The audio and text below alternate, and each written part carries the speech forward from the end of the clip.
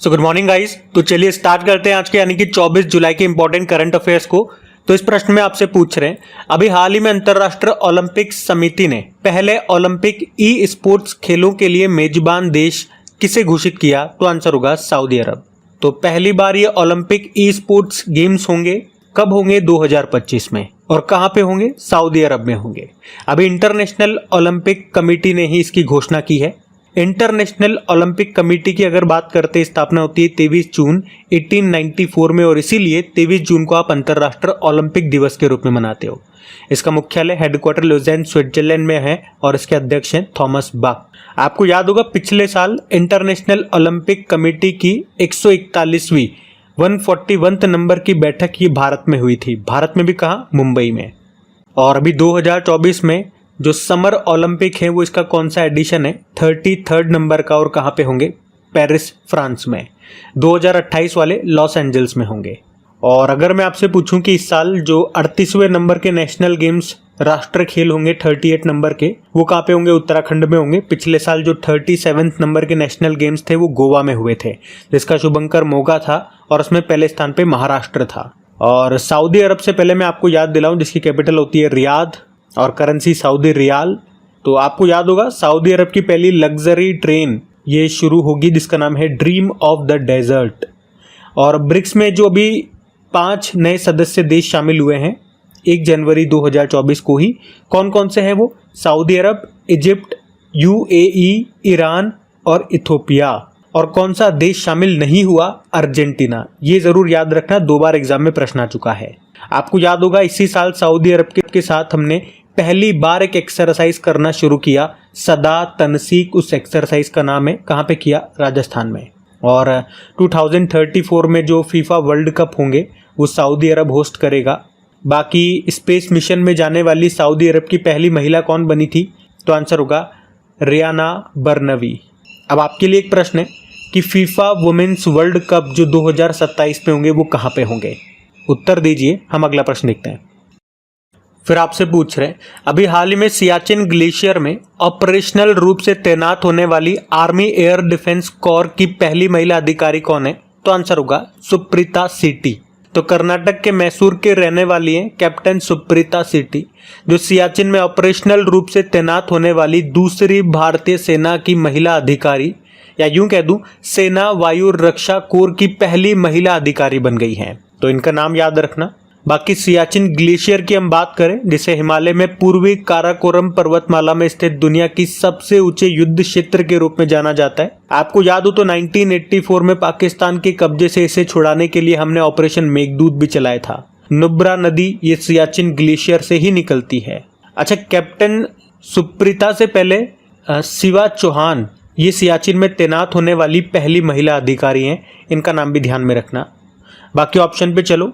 सुमन कुमारी border security force की पहली महिला स्नाइपर बनी है। ज्योति रात्रे माउंट एवरेस्ट को फतेह करने वाली सबसे बुजुर्ग भारतीय महिला हैं, ये 55 साल इनकी उम्र है। अनामिका बी राजीव नेवी की पहली महिला हेलीकॉप्टर पायलट ये बनी थी। कुछ और नाम मैं आपके लिए लेकर के आया हूँ, जैसे कि प्रीति रजक का नाम भारतीय सेना की पहली महिला सूबेदार बनी। लिंडी कैमरून भारत में ब्रिटेन की पहली महिला उच्चायुक्त हाई कमिश्नर। सुजाता सोनेक महाराष्ट्र की पहली महिला मुख्य सचिव चीफ सेक्रेटरी बनी। अभी CSIR की पहली महिला डायरेक्टर जनरल का कार्यकाल बढ़ा दिया गया, नाम है नल्ला थम्बी कलाई सेल्वी। और अलीगढ़ मुस्लिम यूनिवर्सिटी की पहली महिला वाइस चांसलर बनी थी नईमा खातून। अभी पाकिस्तान में पहली महिला मुख्यमंत्री बनी थी मरियम नवाज पंजाब प्रांत में। और पाकिस्तान में ही एक हाईकोर्ट में पहली महिला, वहाँ की पहली महिला चीफ जस्टिस, मतलब किसी भी हाईकोर्ट में पहली महिला चीफ जस्टिस बनी है, आलिया नीलम इनका नाम है। और किस हाईकोर्ट में? लाहौर हाईकोर्ट में। तो ये कुछ और महिलाएं हैं जो किसी न किसी रूप में पहली बार कुछ बनी है, और इनके नाम न्यूज़ में थे, मैंने आपको रिवाइज कराया, ध्यान में रखना, सारे इंपॉर्टेंट नाम है। और गाइज अगर सेशन अच्छा लगे तो प्लीज़ वीडियो को लाइक ज़रूर कीजिएगा।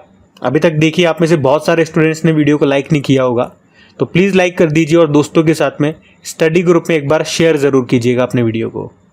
चलो अभी अगला प्रश्न देखते हैं। PDF इसकी मिल जाएगी आपको कहाँ पे? अपने टेलीग्राम में क्रैक एग्जाम चैनल को ज्वाइन कर लीजिए। टेलीग्राम में चैनल शायद सर्चिंग में ना मिला आपको, तो उसका लिंक मैंने डिस्क्रिप्शन में डाल दिया है। उस पर जैसे ही क्लिक करेंगे डायरेक्ट वहाँ पहुँच जाएंगे आप। तो वहाँ पे जाकर के ज्वाइन कर लीजिए, ताकि जो भी PDF अपलोड होगी या कोई भी इन्फॉर्मेशन मिलती है तो डायरेक्ट आपको वहाँ से नोटिफिकेशन आ जाएगा। चलो फिर अभी अगला प्रश्न देखते हैं। फिर आपसे पूछ रहे हैं अभी भारत का पहला चिकित्सा संस्थागत संग्रहालय कहाँ पे स्थापित होगा ये, तो आंसर होगा चंडीगढ़ में। तो भारत का पहला मेडिकल इंस्टीट्यूशनल म्यूजियम यानी कि चिकित्सा संस्थागत संग्रहालय ये खुलेगा कहाँ पे, चंडीगढ़ में। चंडीगढ़ के मेडिकल कॉलेज में, जिसका नाम है PGIMER।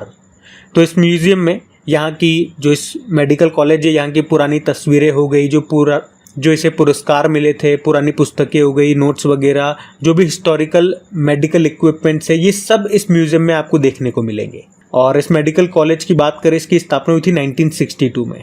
अच्छा, अब आप लोग बिल्कुल ध्यान से सुनिएगा, क्योंकि अभी तक जितने भी तरह के म्यूजियम हमने करंट अफेयर्स में पढ़े थे वो सारे आपको यहाँ पे रिवाइज करवाने वाला हूँ मैं। तो तैयार रहना और मेरे साथ साथ बोलने की कोशिश करना, ताकि ये चीज़ें आपको याद भी रहे।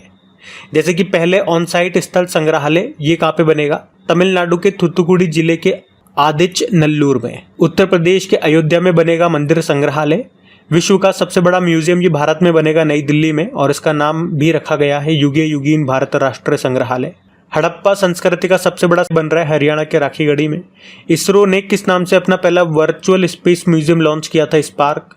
देश का पहला फिश म्यूजियम बनेगा अरुणाचल प्रदेश में। भारतीय सेना ये देश का दूसरा पनडुब्बी संग्रहालय बनाएगी पश्चिम बंगाल में।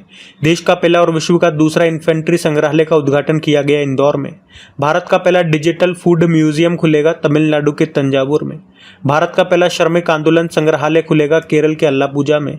भारत का पहला मैरीटाइम म्यूजियम समुद्री संग्रहालय खुलेगा गुजरात के लोथल में। भारत का पहला ओपन रॉक म्यूजियम ये खुला हैदराबाद में। देश का पहला कार्टोग्राफी संग्रहालय का उद्घाटन किया गया मसूरी उत्तराखंड में। और भारत के पहले खुले संग्रहालय जिसका नाम शहीदी पार्क है, इसका उद्घाटन किया गया था नई दिल्ली में। वैसे जानते हो इंटरनेशनल म्यूजियम डे 18 मई को होता है। उसके अलावा अगर पूछे, देश का पहला नौसेना शौर्य संग्रहालय बनेगा लखनऊ में।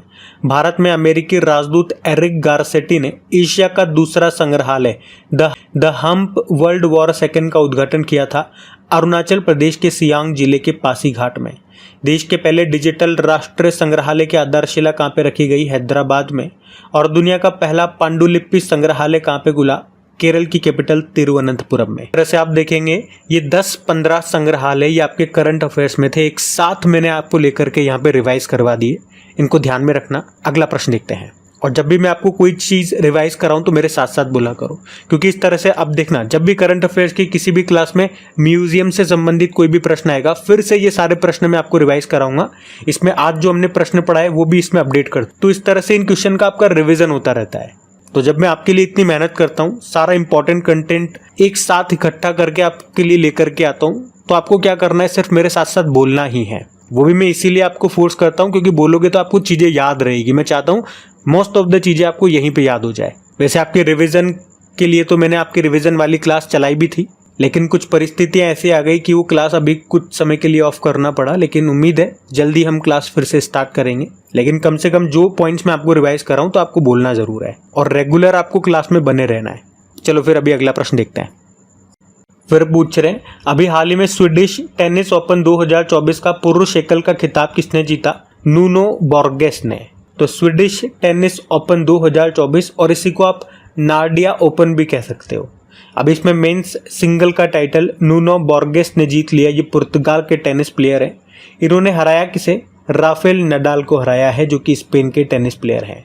राफेल नडाल जानते हो, किंग ऑफ क्ले कोर्ट भी इनको कहा जाता है। अभी तक ये 22 ग्रैंड स्लैम जीत चुके हैं।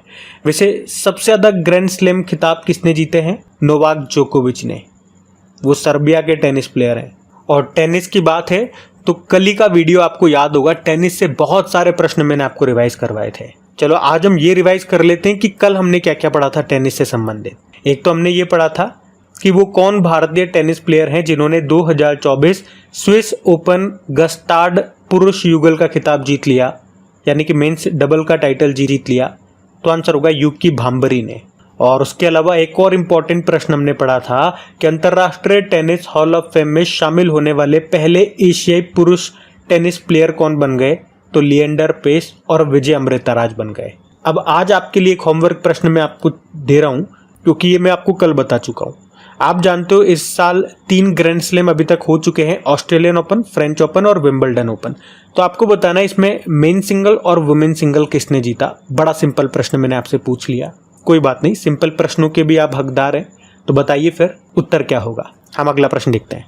फिर पूछ रहे हैं कि राष्ट्रीय प्रसारण दिवस, नेशनल ब्रॉडकास्टर्स डे, ये कब मनाया गया। तो आंसर होगा 23 जुलाई को। तो भारत में हर साल नेशनल ब्रॉडकास्टर्स डे के रूप में मनाया जाता है 23 जुलाई को। 23 जुलाई को ही क्यों? क्योंकि इसी दिन 1927 में इंडियन ब्रॉडकास्टर्स कंपनी, भारतीय प्रसारण कंपनी ने बॉम्बे स्टेशन से देश में पहला रेडियो प्रसारण शुरू किया था, इसीलिए। और ये जो भारतीय प्रसारण कंपनी है, बाद में 1936 में इसको ऑल इंडिया रेडियो में बदल दिया गया था। वैसे आप जानते हो रेडियो का आविष्कारक किन्हें कहा जाता है? इटालियन आविष्कारक थे मार्कोनी। 1890 में उन्होंने आविष्कार किया था रेडियो का। अच्छा, मैं पूछूं वर्ल्ड रेडियो डे कब मनाते हैं? तो 13 फरवरी को। अच्छा चलिए, आप में से कौन कौन बता सकते हैं 13 फरवरी को एक और इम्पोर्टेंट डे होता है। कौन सा डे होता है और किन की याद में मनाया जाता है, ये बताइएगा। बाकी मैं आपको याद दिलाऊं तो कुवैत में पहली बार हिंदी रेडियो प्रसारण शुरू किया गया, ये करंट अफेयर्स का प्रश्न है। और एक डे आपको और याद आएगा, लोक सेवा प्रसारण दिवस भी होता है, पब्लिक सर्विस ब्रॉडकास्टिंग डे, वो भी याद रखना, वो 12 नवंबर को होता है। वैसे डे वाला प्रश्न है। चलो, जुलाई के सारे इंपॉर्टेंट डेज जो भी तक हमने मनाए हैं वो मैं आपको रिवाइज कराऊं। तो 1 जुलाई को 3 डे मनाए थे, national doctor day, GST day और नेशनल चार्टर्ड अकाउंट्स डे। 2 जुलाई को वर्ल्ड स्पोर्ट्स जर्नलिस्ट डे, खेल पत्रकार दिवस और वर्ल्ड यूएफओ डे। 3 जुलाई को अंतर्राष्ट्रीय प्लास्टिक बैग मुक्त दिवस, international plastic bag free day. 6 जुलाई को अंतर्राष्ट्रीय सहकारिता दिवस। 6 जुलाई को वर्ल्ड जूनोसिस डे। 10 जुलाई को नेशनल फिश फार्मर डे, राष्ट्रीय मत्स्य किसान दिवस। 11 जुलाई को वर्ल्ड पॉपुलेशन डे। 12 जुलाई अंतर्राष्ट्रीय मलाला दिवस और वर्ल्ड पेपर बैग डे भी था। 15 जुलाई को विश्व युवा कौशल दिवस, वर्ल्ड यूथ स्किल डे। 17 जुलाई विश्व अंतर्राष्ट्रीय न्याय दिवस, world day for international justice. और 18 जुलाई को नेल्सन मंडेला अंतर्राष्ट्रीय दिवस। 20 जुलाई को वर्ल्ड चेस डे और इंटरनेशनल मून डे भी 20 जुलाई को होता है। तो जुलाई के ये अभी तक के इंपॉर्टेंट डेज हैं, कम ही डेज हैं, तो ये आराम से याद होंगे आपको, ध्यान रखना। अगला प्रश्न देखते हैं। फिर आपसे पूछ रहे हैं अभी हाल ही में फेडरल बैंक के एमडीसीओ के रूप में भी किसे नियुक्त किया गया। तो आंसर होगा कृष्ण वेंकट सुब्रमण्यम। तो अभी फेडरल बैंक के नए एमडीसीओ बन गए हैं कृष्ण वेंकट सुब्रमण्यम और वे श्याम श्रीनिवासन का स्थान लेंगे। ये जो फेडरल बैंक है, मैं आपको बता दूं, इसकी शुरुआत में स्थापना 1931 में त्रावणकोर फेडरल बैंक लिमिटेड के रूप में हुई थी। फिर 1949 में बैंक का नाम बदल के फेडरल बैंक कर दिया गया और 1970 में शेड्यूल्ड कमर्शियल बैंक का दर्जा इसको मिल गया था। मुख्यालय अलुवा केरल में है और अभी हमने देखा नए एमडीसीओ कृष्ण वेंकट सुब्रमण्यम होंगे। टैगलाइन क्या होती है इसकी? Your perfect banking partner. अच्छा, एक पॉइंट याद रखना, आरबीआई के नियम के अनुसार कोई भी एक व्यक्ति या यूं कहूँ एक गैर प्रमोटर एक बैंक में मैक्सिमम 15 साल तक एमडीसीओ रह सकता है। तो मतलब अभी ये जो इनसे पहले एमडीसीओ थे श्याम श्रीनिवासन, जिनका स्थान लिया ये कृष्ण वेंकट सुब्रमण्यम ने, तो इनका कार्यकाल पूरा हो गया था। मतलब ये 15 साल तक यहाँ पे एमडीसीओ बन गए थे।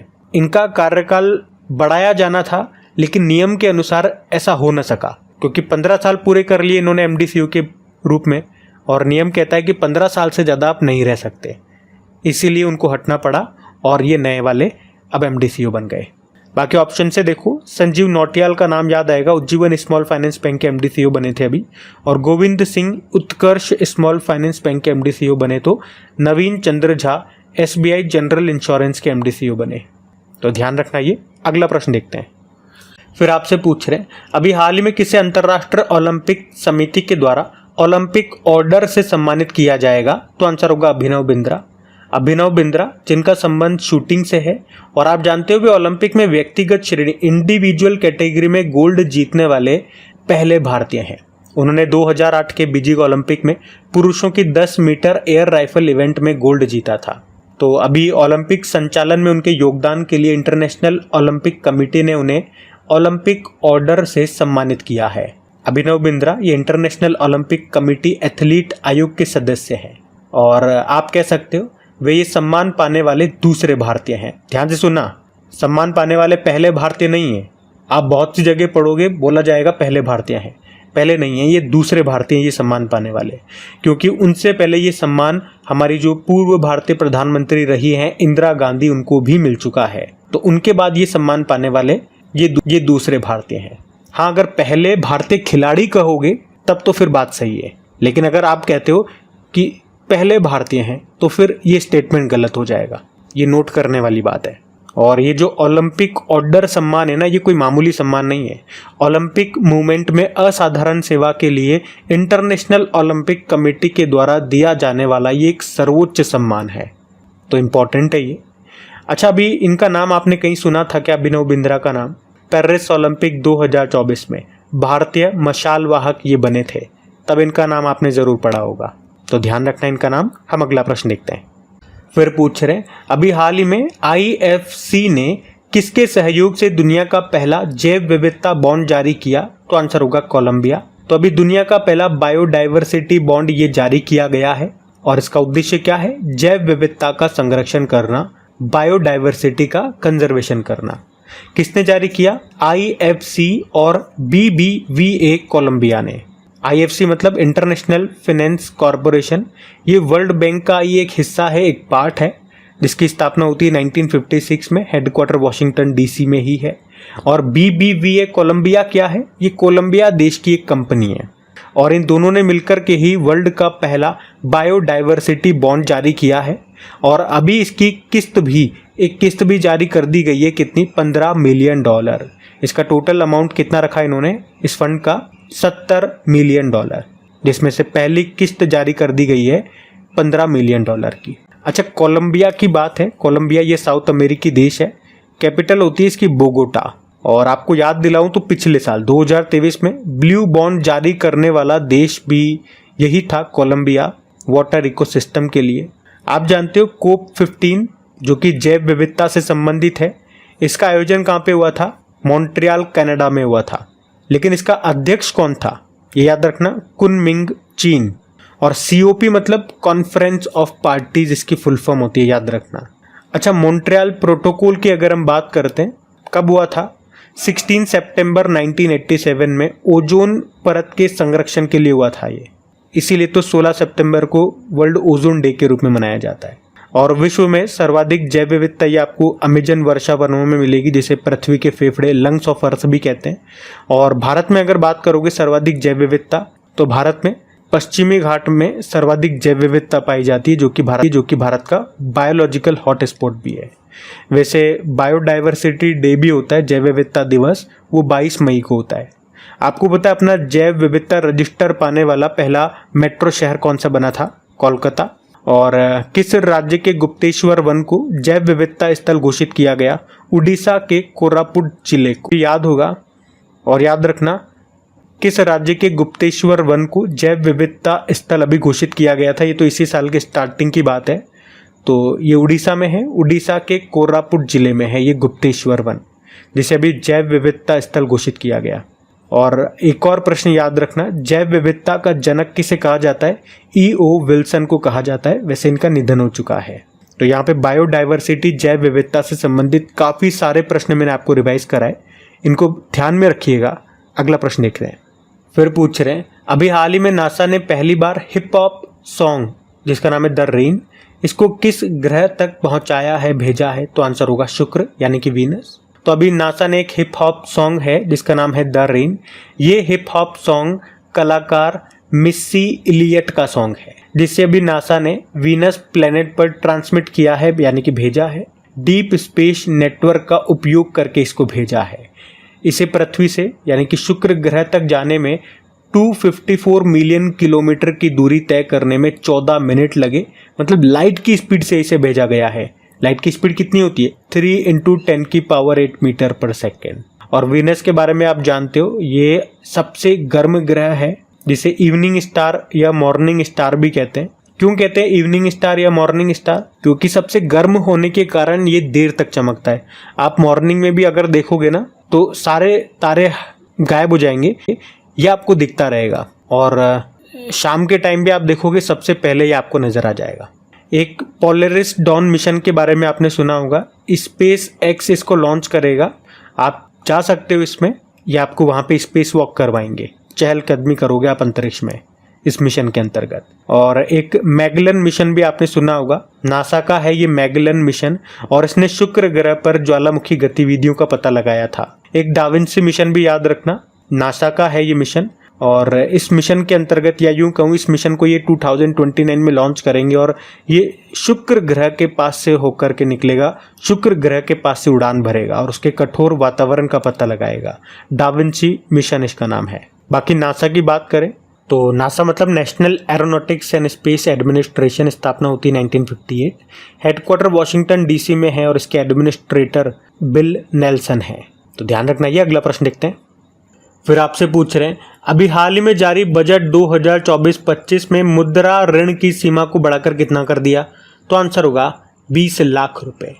तो हमारी वित्त मंत्री निर्मला सीतारमण जी ने अभी 23 जुलाई 2024 को यानी कि कल ही के दिन 7वीं बार बजट जारी किया है। और आप कह सकते हो इस एनडीए सरकार के लिए ये उनका पहला बजट है या एनडीए सरकार का पहला बजट है। लेकिन क्वेश्चन में हम चले तो क्वेश्चन पूछ रहा है कि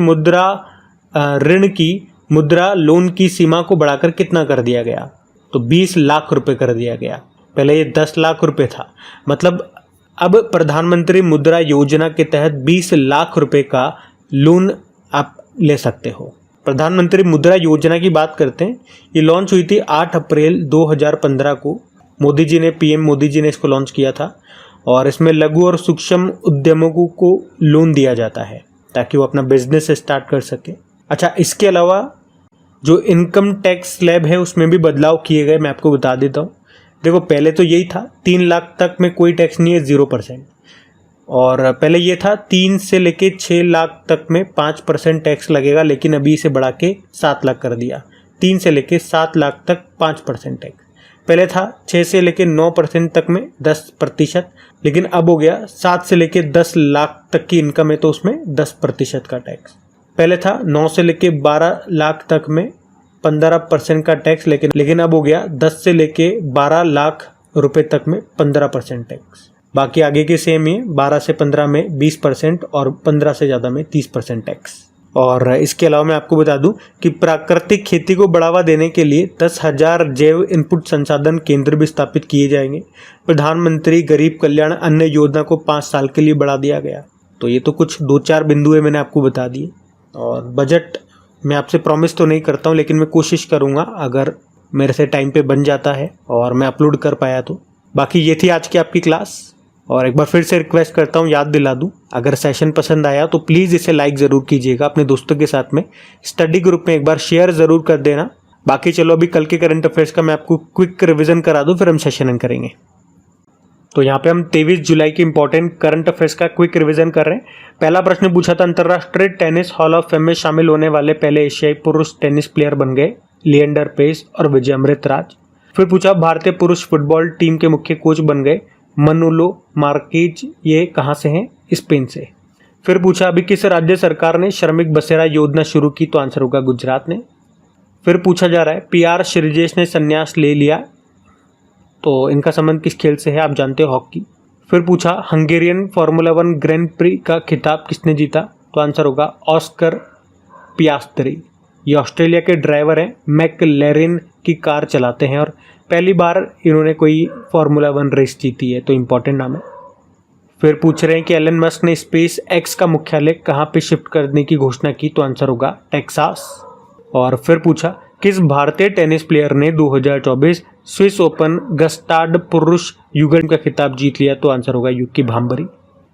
फिर पूछ रहे हैं, महिला T20 इंटरनेशनल में सर्वाधिक रन बनाने वाली भारतीय महिला खिलाड़ी कौन बनी है? स्मृति मंधाना। फिर पूछा था, आर्थिक सर्वेक्षण 2023-24 में PM किसान योजना की राशि को कितना बढ़ाने की सिफारिश की गई थी? तो आंसर होगा 8,000। और आखिरी प्रश्न पूछा था कि अभी पद्मश्री से सम्मानित कमला पुजारी का निधन हो गया, उनका संबंध किससे है? तो आंसर होगा एग्रीकल्चर यानी कि कृषि से। तो चलो फिर अभी कल का होमवर्क प्रश्न देखते हैं और सेशन एंड करते हैं। तो कल की वीडियो में पूछा था कि राष्ट्रीय सुरक्षा गार्ड के नए प्रमुख कौन बन गए? तो आंसर होगा नलिन प्रभात। आप सभी ने प्रश्न का बिल्कुल सही उत्तर दिया। अब ये आज का आपका होमवर्क प्रश्न।